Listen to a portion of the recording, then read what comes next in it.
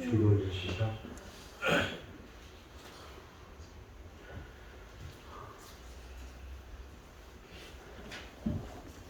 주여.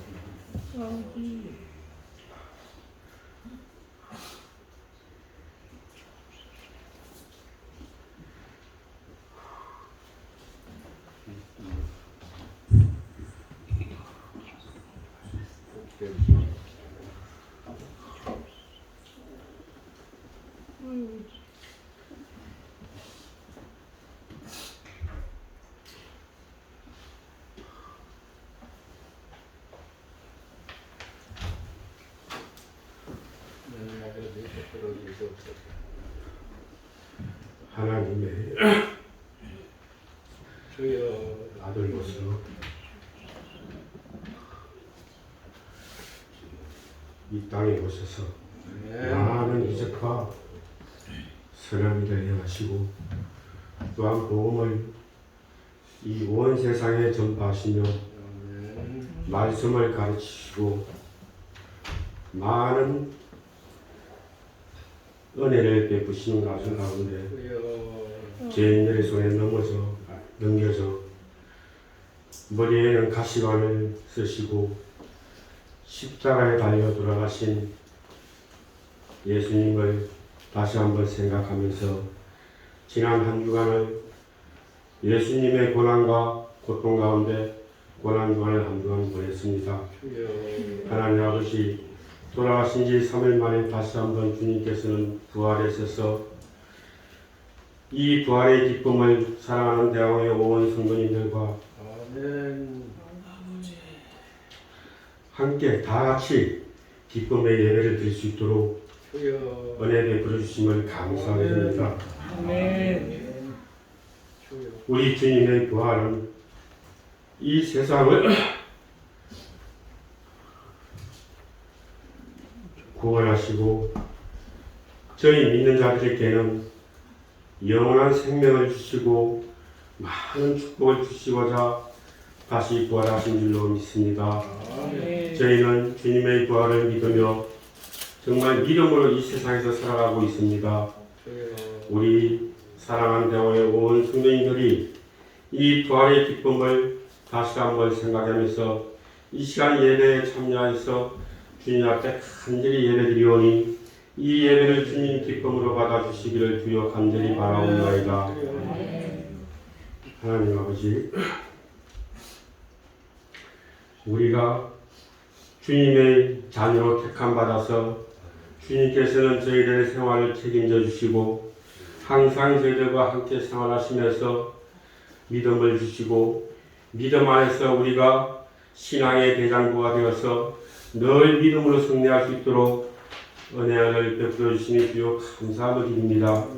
우리가 저 사랑하는 대원의 온 성인들이 정말 어린아이로부터 어른에게까지 많은 우리 식구들이 이 시간 주님 앞에 감사함의 예배를 드리오니 이 예배를 주님 받아 주시옵시고 각자 가지고 오는 온 기도의 제목들 주님께서는 다 아시오니 이 기도에 주님 귀 기울여 주시길 주여 간절히 바랍니다.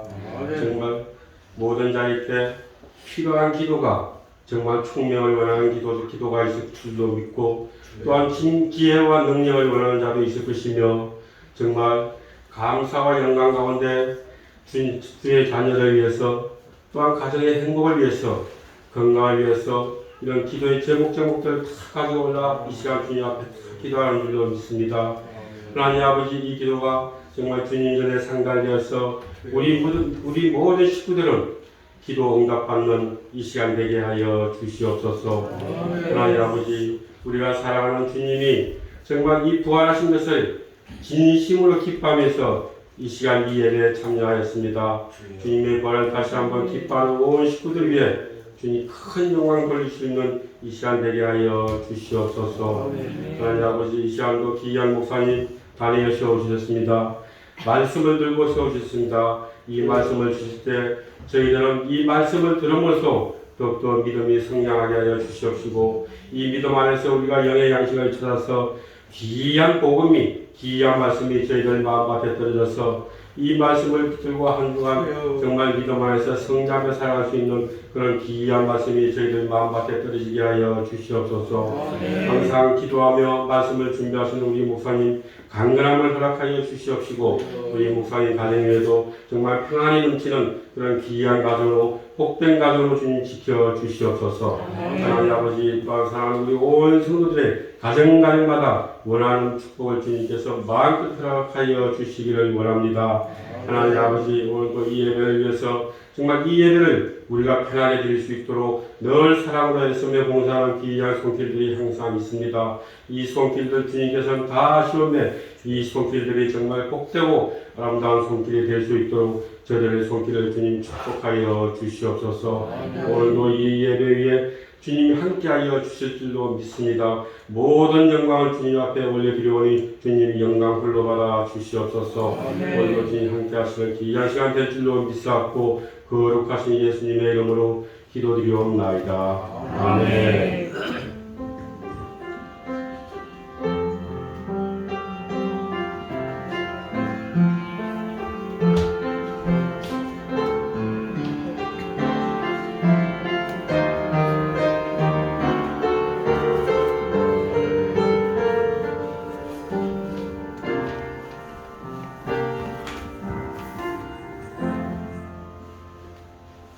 누가복음 24장에서 보겠습니다. 누가복음 24장의 말씀 44절에서 49절의 말씀이 되겠습니다. 신약성경 141쪽이 되겠습니다. 누가복음 24장 44절에서 49절의 말씀을 가정에서도 비대면으로 함께 공독하면 감사하겠습니다. 또 이르시되 내가 너희와 함께 있을 때에 너희에게 말한 바 모세의 율법과 선지자의 글과 시편의 가르쳐 기록된 모든 것이 이루어져야 하리라. 이 말이 이것이다.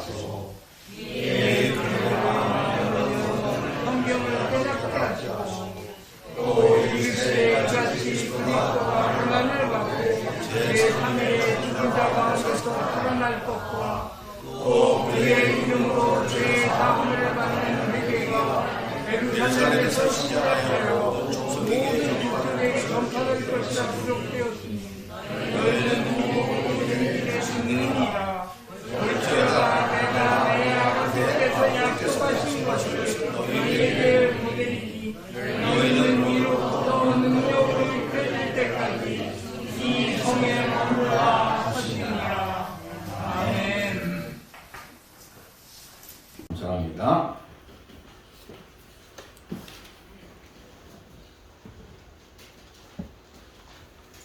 오늘은 부활주일입니다. 부활절이고 사람에게는 두 종류 사람으로 구분을 한번 해본다고 하면 진리를 지키고 알리고 또 그대로 살기 위해서 노력하는 사람이 있는가 하면 그 진리를 파괴해버리고 왜곡하고 폄훼하려고 하는 사람들이 종종 있다고 하는 것입니다.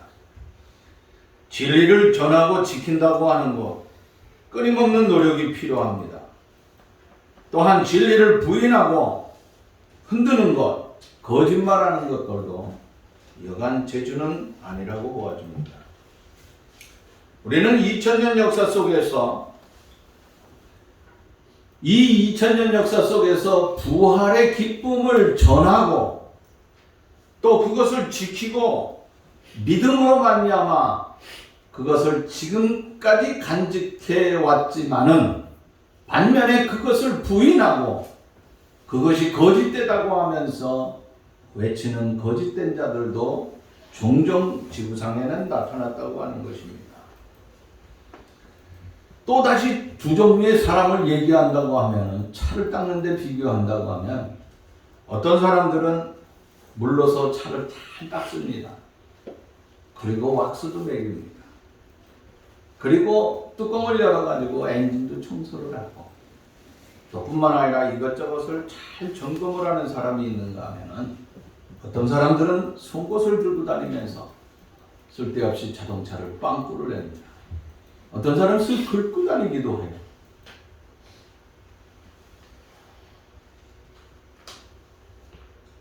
또 그런가 하면 어떤 사람들은 요즘은 또 젊은 아이들이 남이 자동차를 갖다가 그냥 키가 꽂아져 있다고 그냥 몰고 도망가기도 합니다.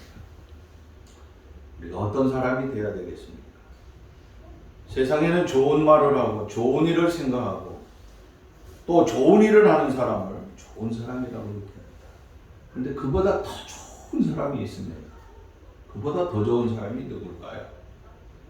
오늘 예수께서 이 땅에서 죽음 가운데 살아났다.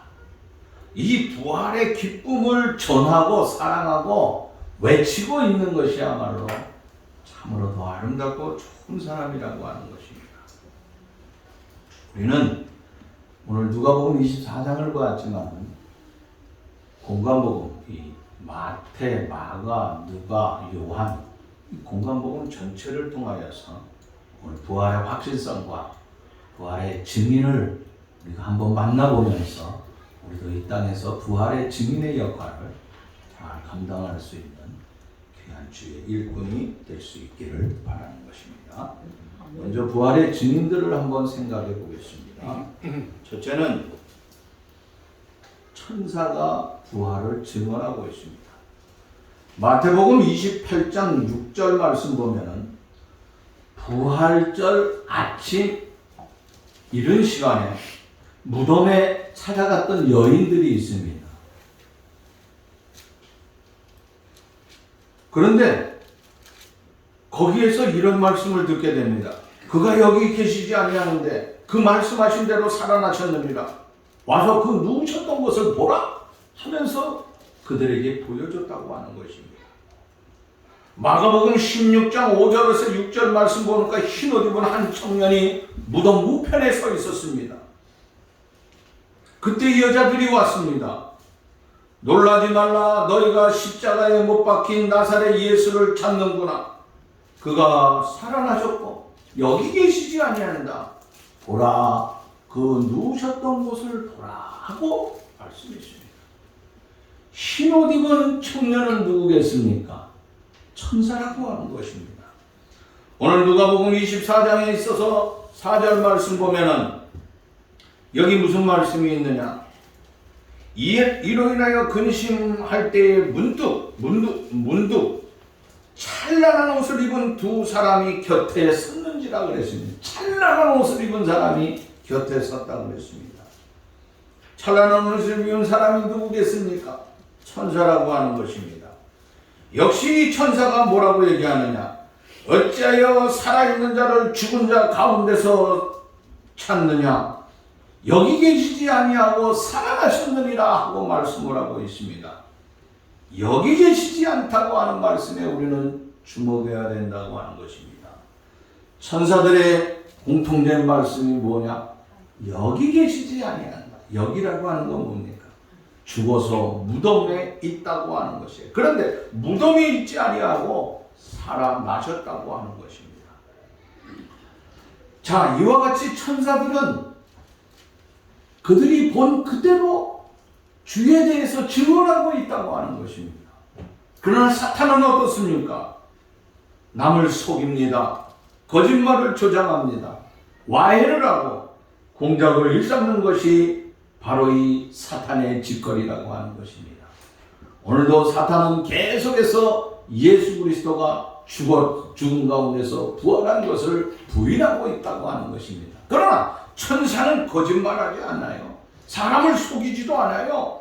그 천사의 진실한 삶을 통하여서 예수가 부활했다 하는 말씀을 증거하고 있다고 하는 것입니다. 두 번째는요. 무덤 속에 무덤에 찾아갔던 누구를 통하여서 여인이라고 하는 것입니다. 평소에 예수님을 섬기며 따르던 사랑하는 여인들이 있었습니다. 그 여인들이 예수님 어머니를 비롯해가지고 마리아와 또 다른 마리아와 그런 사람들이 새벽에 예수님의 무덤을 찾아갔습니다. 그리고 그가 다시 살아나셨다고 천사들의 하는 증언을 듣게 되었습니다. 그리고 그곳에서 예수님을 만났습니다. 부활하신 예수님을 만났습니다. 그리고 그가 나와서 무덤 곁에 있지 아니하고 이른 새벽에 모든 사람들에게 갔습니다. 그리고 그들에게 가서 자, 예수님은 부활했다.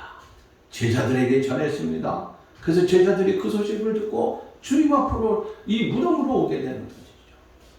이 여자들이 얼마나 대범했는지 모릅니다. 대부분 여자들은 어떻습니까? 이 위기에 처해 있을 적에 여자들은요, 남자들보다 굉장히 대범함이 있어야 하는 거예요. 여자들은 남자들이 대범하고 남자들이 강할 것 같은데 사실 남자들이 그렇지 못해요. 왜 그렇겠습니까? 여자들은요, 용감하고 담대하다고 하는 것이 이 모성의 본능 때문이라고 하는 것입니다. 여자들은 남자들이 가질 수 없는 10개월 동안의 아이를 갖게 되죠. 그 아이를 가지면서 새로운 생명의 잉태함을 몸속에서 함께 생활하고 있다고 하는 것이에요. 10개월 동안에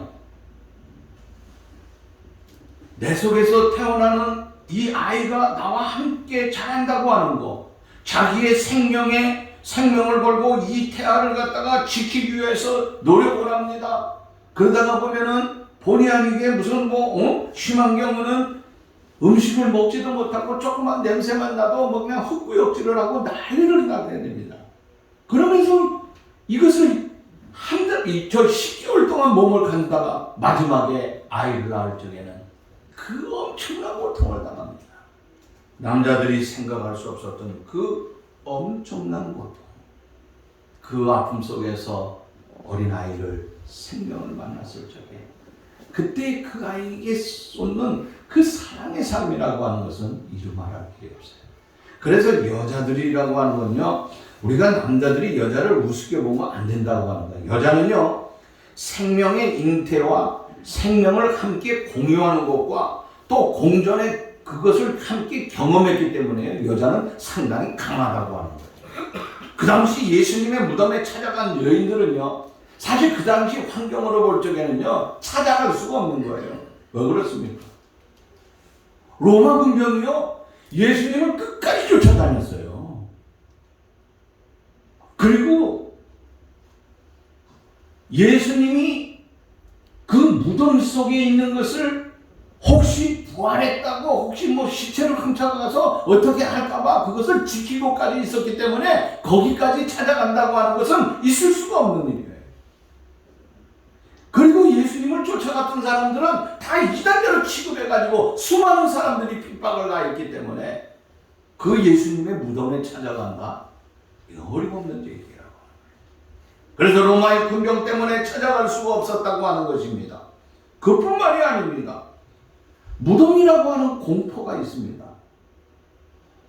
이 무덤의 공포라고 하는 것은 누구도 금할 길이 없어요.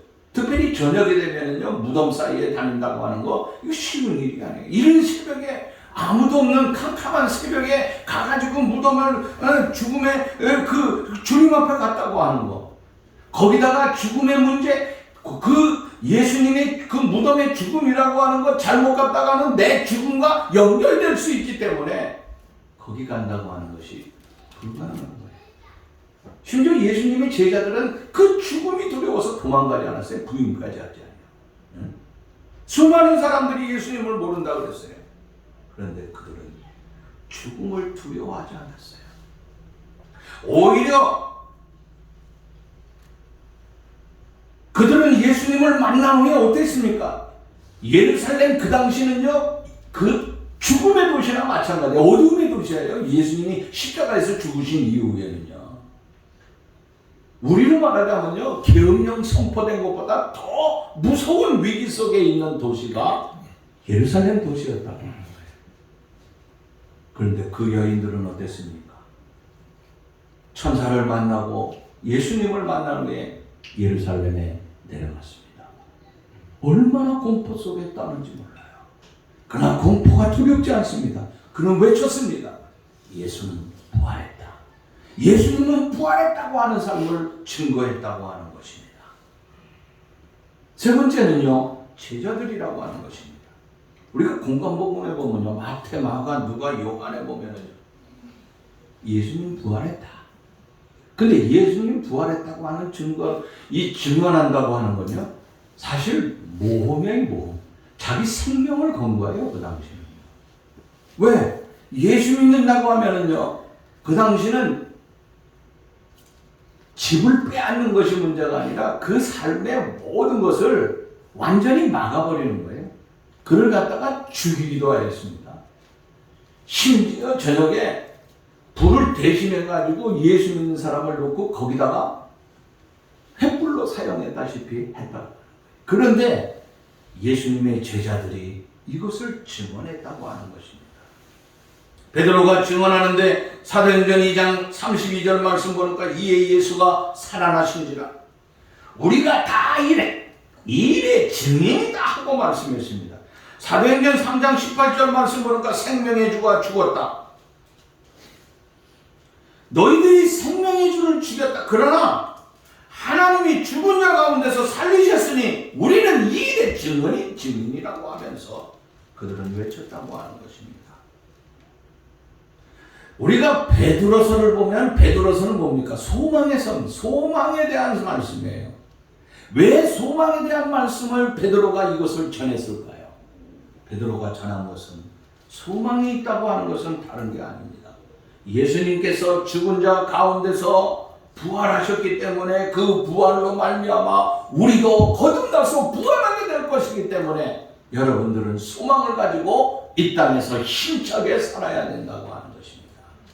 부활의 소망이 있으니까 소망이 있어요. 부활의 소망이 있으니까 내가 그 소망을 가지고 이 땅에 나가서 좀 더 행하는 겸손한 삶을 통하여서 야고보와 같이 살아가는 삶이라고 하는 것입니다. 예수님의 제자들은 부활을 증언하고 있다고 하는 것입니다. 그뿐만이 아닙니다. 사도 바울을 보면은요, 사도 바울은 사도행전 13장에 있어서 안디옥 교회가 창설할 때입니다. 안디옥 교회 11장에도 안디옥 교회가 나오고 13장에도 안디옥 교회가 나오는데 서로 다른 안디옥이라고 하는 거예요. 지역이 다른 안디옥이 있어요. 그 두 군데 지역에 있었지만 13장에서 특별히 하나님은 죽은 자 가운데서 살아나셨다 하고 외치고 있어요. 누가? 바울이 외치고 있다고 하는 거예요. 로마서 6장 9절 말씀 보니까 이는 그리스도께서 죽은 자 가운데서 살아나셨음에 다시 죽지 아니하고 사망이 다시 그를 주장하지 못할지니라 하고 말씀하고 있습니다. 로마서 10장 9절 말씀 보니까 하나님께서 그를 죽은 자 가운데서 살리신 것을 내 마음에 믿으면 구원을 얻으리라 하고 말씀하고 있습니다. 그래서 바울은 이 부활에 대한 증언을 갖다가 고린도전서 15장에 가서 완전히 꽃을 피우고 있다고 하는 것입니다. 고린도전서 15장을 가서 한번 봅시다. 요거는 한번 찾아보는 것이 좋겠다고 생각합니다. 고린도전서 15장에 가서 한번 보시기 바랍니다. 15장에 가서 한번 같이 봅시다. 여기에 말씀을 보면은 4절 말씀에 보면은 뭐라고 그러냐? 이는 성경대로 그리스도께서 우리 죄를 위하여 죽으시고 그 다음에 장사 지낸 바 되었다가 성경대로 사흘 만에 다시 살아나셨다고 그랬습니다.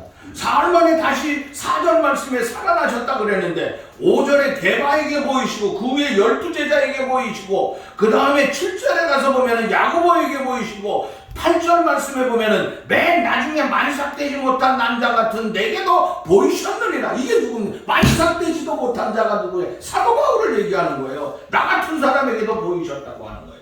그뿐만이 아니라고 하는 것입니다. 그 후에 그 다음에 쭉 말씀해 보면은 58절 말씀 봅시다. 그러므로 내 사랑하는 형제들아 견신하여 흔들리지 말고 항상 주의 일에 더욱 힘쓰는 자들이 되라. 이는 너희 수고가 주 안에서 헛되지 않은 줄 알미라 하고 외치고 있습니다. 자, 부활의 증언을 하고 있다고 하는 사도 바울 언제 만났습니까? 다메섹 도상으로 예수 믿는 사람들을 다 죽이기 위하여서 달려가다가 예수님이 나타났습니다. 그리고 부활하신 예수님을 만났다고 하는 것입니다.